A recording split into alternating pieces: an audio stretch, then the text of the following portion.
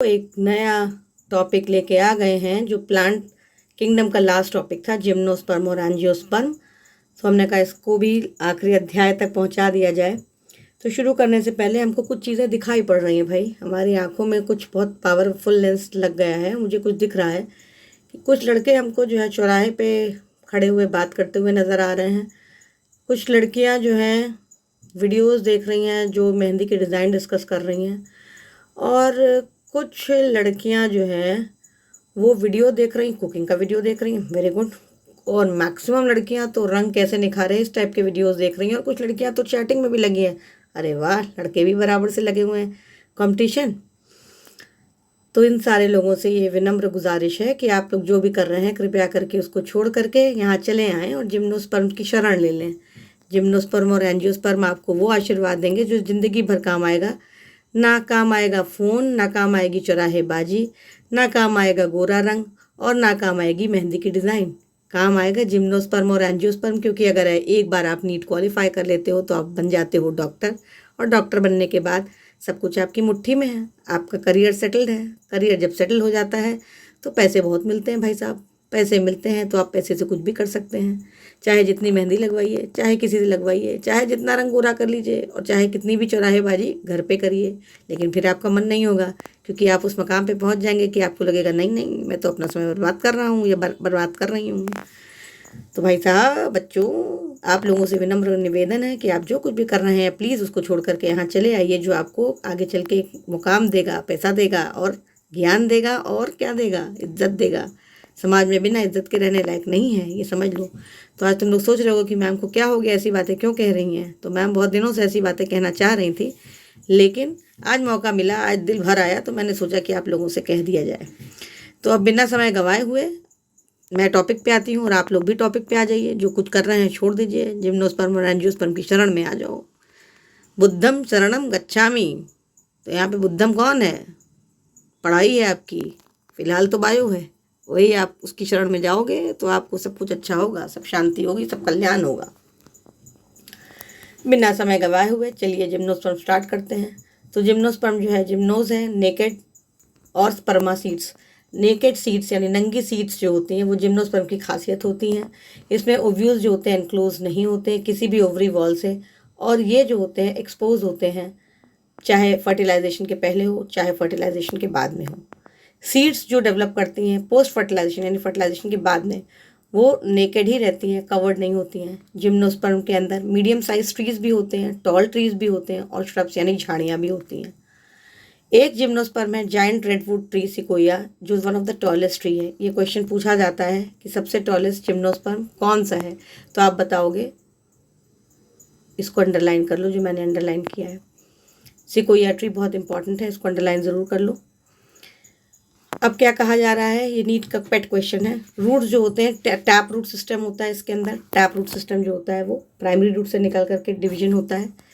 Roots जो होते हैं, कुछ में इनके रूट्स जो होते हैं उसमें फंगल एसोसिएशन होता है जिसको माइकोराइजा कहते हैं। फिर से ये क्वेश्चन आता है, इसको भी अंडरलाइन करो।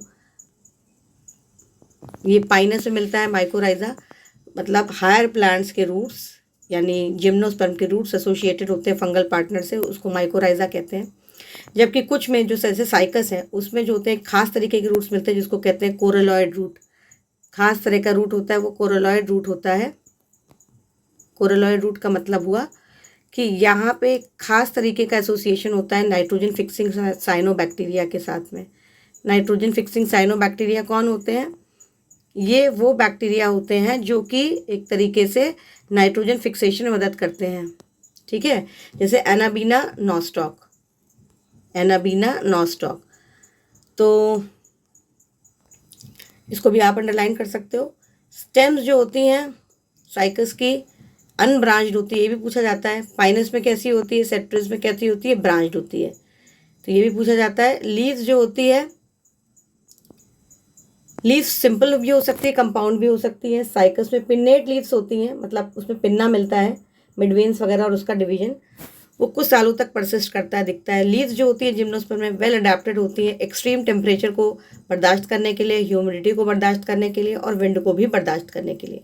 कॉनिफर यानी पाइनस वगैरह में नीडल जैसी लीव जो होती हैं वो मिलती हैं, और ये क्या करती हैं, सरफेस एरिया को रिड्यूस करती हैं, जिससे कम से कम ट्रांसपायरेशन हो और वाटर लॉस मिनिमम हो, जिससे कि जो ड्राई कंडीशंस हैं उन पे ये आसानी से अडेप्ट कर सकें।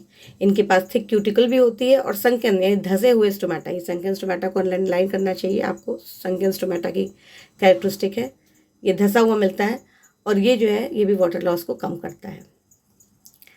जिम्नोस्पर्म हेट्रोस्पोरस है, मतलब दो तरीके के स्पोर्स प्रोड्यूस करते हैं, हैप्लॉइड माइक्रोस्पोर्स और मेगास्पोर्स। माइक्रोस्पोर्स मेल के हो गए और मेगास्पोर्स फीमेल हो गया। दोनों तरीके के जो स्पोर्स होते हैं वो माइक्रोस्पोरांजिया मतलब स्पोरांजिया के अंदर प्रोड्यूस होते हैं, फीमेल वाला मेगास्पोरांजिया, मेल वाला माइक्रोस्पोरांजिया। और ये जिस खास पत्ती पे प्रेजेंट होते हैं उसको स्पोरोफिल कहते हैं। मतलब स्पोरोफिल एक तरीके की फर्टाइल लीव्स हुई जो स्पाइरली अरेंज होती है किसी भी एक्सिस पे और कोन्स बनाती हैं। तो जो स्ट्रॉबिलाई होते हैं उसके अंदर माइक्रोस्पोरोफिल भी होते हैं और माइक्रोस्पोरांजिया होते हैं, मतलब उसके अंदर जो होता है माइक्रोस्पोरोफिल के अंदर बनता है माइक्रोस्पोरांजिया, और ये वाला जो स्ट्रॉबिलाई होता है, कोन होता है, वो कहलाता है माइक्रोस्पोरांजिएट या मेल स्ट्रॉबिलाई। दूसरी तरफ माइक्रोस्पोर्स जो होते हैं डेवलप करते हैं किस में, मेल गेमिटोफाइट में, मतलब नेक्स्ट जनरेशन में, जो कि हाईली रिड्यूस्ड होता है। और ये क्या होता है, केवल बहुत ही कम सेल्स इसके अंदर होते हैं। तो ये रिड्यूस्ड गेमिटोफाइट क्या होती है, पॉलन ग्रेन होती है। डेवलपमेंट जो होता है पॉलन ग्रेन का वो होता है माइक्रोस्पोरांजिया के अंदर ही होता है। कोन्स जिसमें मेगास्पोरोफिल्स मिलते हैं, अब ये फीमेल की बात हो रही है कि वो कोन जिसके अंदर मेगास्पोरोफिल मिलते हैं और उनके अंदर ओव्यूल्स मिलते हैं या मेगास्पोरांजिया होता है, वो कहलाते हैं मेगास्पोरांजिएट या फीमेल स्ट्रोबलाई यानी फीमेल कोन। तो मेल और फीमेल कोन्स जो होते हैं या स्ट्रोबलाई होती है वो may be born on the same tree, या तो वो एक ही ट्री पे हो सकते हैं या अलग अलग ट्रीज पे हो सकते हैं। अगर सेम ट्री पे है तो वो पाइनस है, लेकिन साइकस में मेल कोन और फीमेल कोन अलग अलग होते हैं और are born on different trees.